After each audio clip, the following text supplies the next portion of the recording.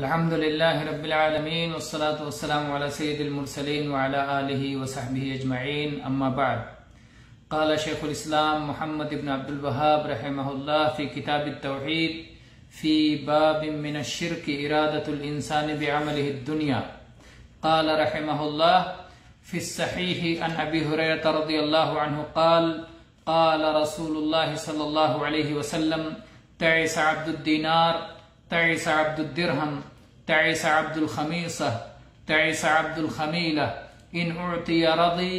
وان لم يعط سخط تعس وانتکس واذا شیک فلن تقش طوبى لعبد آخذ بعنان فرسه في سبيل الله اشعث رأسه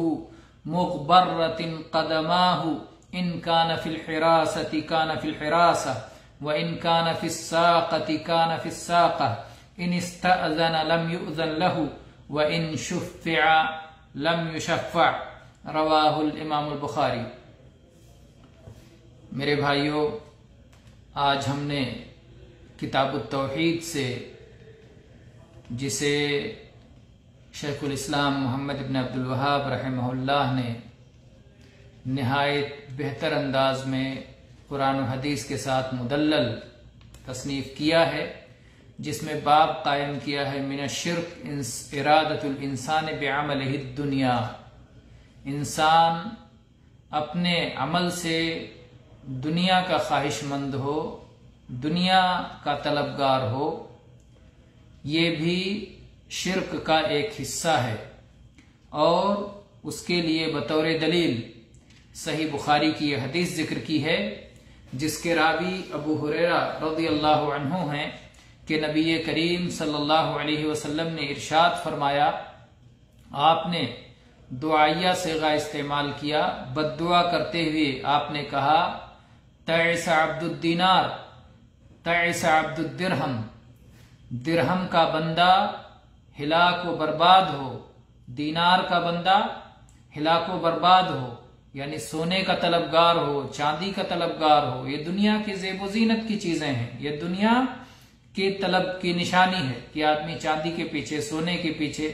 زخارف دنیا اور دنیا کی چمک دمک کے پیچھے بھاگ رہا ہے۔ تو آپ نے کہا کہ جو اس کی غلامی میں مبتلا ہے، اس کی بندگی میں مبتلا ہے، وہی اس کا معبود بنا ہوا ہے اور اسی کے لیے وہ سب کچھ کر رہا ہے، سارا مقصود و مطلوب اس کا وہی ہے، تو وہ برباد ہو، تباہ ہو۔ تو آپ نے کہا کہ برباد ہو دینار کا بندہ، برباد ہو درہم کا بندہ،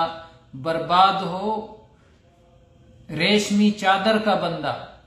ریشمی چادر یہ اس وقت کا لباس تھا، اسی طرح سے برباد ہو خوبصورت اور منقش چادر کا بندہ، یعنی جو اپنے لباس کے پیچھے، اپنی پوشاک کے پیچھے، یا اسی طرح سے اپنے مال و دولت کمانے کے پیچھے جو بھاگ رہا ہے اور اللہ تعالیٰ کے احکام کو فراموش کر رہا ہے، تو وہ تباہ اور برباد ہو۔ آپ نے اس کی علامت بتائی کہ اگر اسے دیا جائے، اسے مال ملے، اسے خوبصورت پوشاک ملے تو وہ راضی ہے، اور اگر اسے نہ ملے تو وہ ناراض ہو جاتا ہے، گویا اس کی رضا اور ناراضگی کا سارا دار و مدار اسی دنیاوی مال و متاع پر ہے۔ تو آپ نے اس کو بددعا دیتے ہوئے کہا تعیسا وانتکس، یہ آدمی برباد ہو جائے اور یہ اپنے سروں کے بل الٹ جائے اور یہ آدمی تباہ ہو جائے، ناکام و نامراد ہو جائے۔ اور پھر آپ نے کہا وَإِذَا شِيكَ فَلَن تُقِشْ، اور اگر اسے کانٹا چبھ جائے تو اس کا کانٹا بھی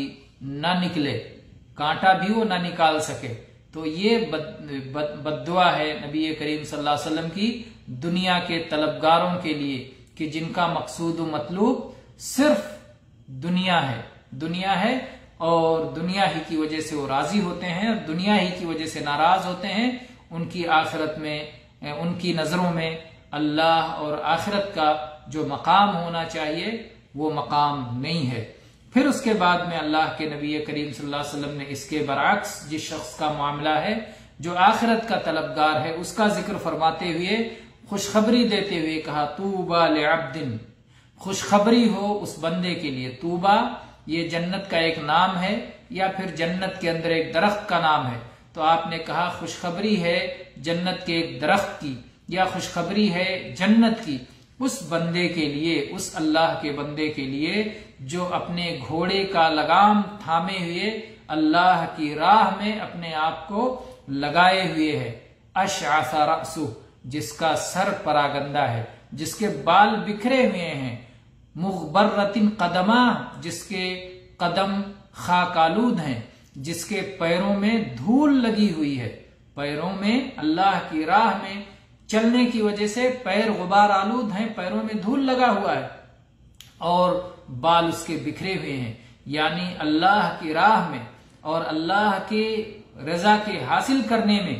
اور جہاد کرنے میں وہ اس طرح لگا ہوا ہے کہ اس کو دنیا کی نعمتوں کی فکر نہیں ہے، اس کے پاس وقت نہیں ہے کہ وہ اپنے بالوں میں تیل لگائے، ان میں کنگھی کرے اور شاندار بال بنائے، یا اسی طرح سے اپنے قدموں کی حفاظت کرے، اچھے جوتے اور موزے پہن کر کے شان سے رہے، اس کے پاس اس کی فرصت نہیں ہے، بلکہ وہ اللہ کی راہ میں تن من دھن سے لگا ہوا ہے اور اس کے پیر غبار آلود ہیں۔ پھر آپ نے کہا اور اس کے تواضع کی حالت یہ ہے، ان کان فی الحراست کان فی الحراسہ، اگر اسے چوکیداری پہ لگا دیا گیا اور فوج کی حفاظت کے لیے لگا دیا گیا تو وہ چوکیداری اور پاسبانی میں لگا ہوا ہے،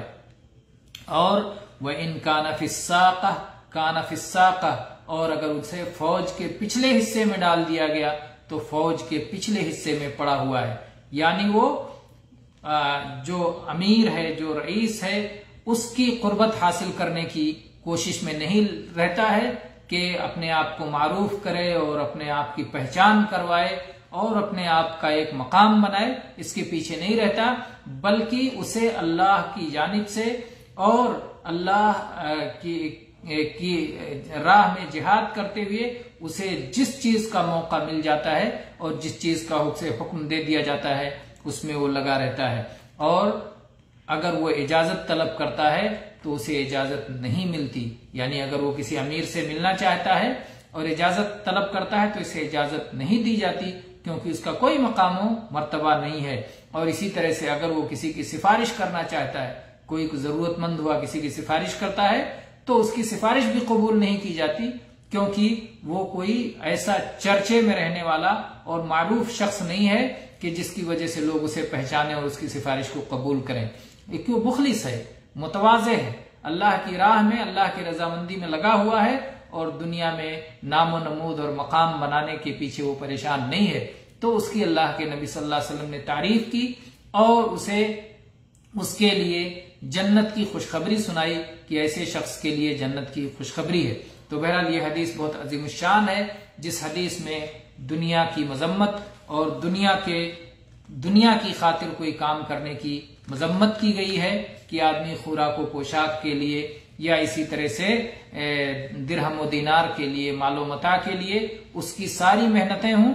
تو یہ قابل مذمت چیز ہے، اور اگر آخرت کے لیے اور اللہ کی رضا کے لیے اس کا عمل ہے تو یہ قابل مدح چیز ہے، اور اگر انسان متواضع ہے اور اللہ کی راہ میں جہاد میں لگا ہوا ہے تو یہ فضیلت کی چیز ہے، اور اسی طرح سے عیش اور تنعم، یعنی اپنے بالوں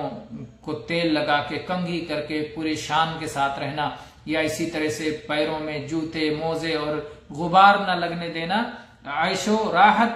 کی اس میں گویا اس کو پسندیدہ نہیں قرار دیا گیا ہے، اس کے مقابلے میں آدمی مردانگی کا انداز اپنائے اور طاقتور ہو، اور جو ہے اپنے اندر بہادری کے جو صفات ہیں، اوصاف ہیں، ان اوصاف کو اپنائے جو کہ اللہ کی راہ میں جہاد کرنے میں معاون اور مددگار ہیں، تو یہ ایک قابل تعریف چیز ہے۔ تو اللہ تعالی ہمیں آخرت کے لیے اپنے اعمال انجام دینے کی توفیق دے، اور اللہ کی خاطر اپنی ساری محنتوں کو اور ساری قربانیاں کرنے کی توفیق عطا فرمائے، آمین۔ وآخر دعوانا ان الحمد للہ رب العالمین، وصلی اللہ علی نبینا وسلم۔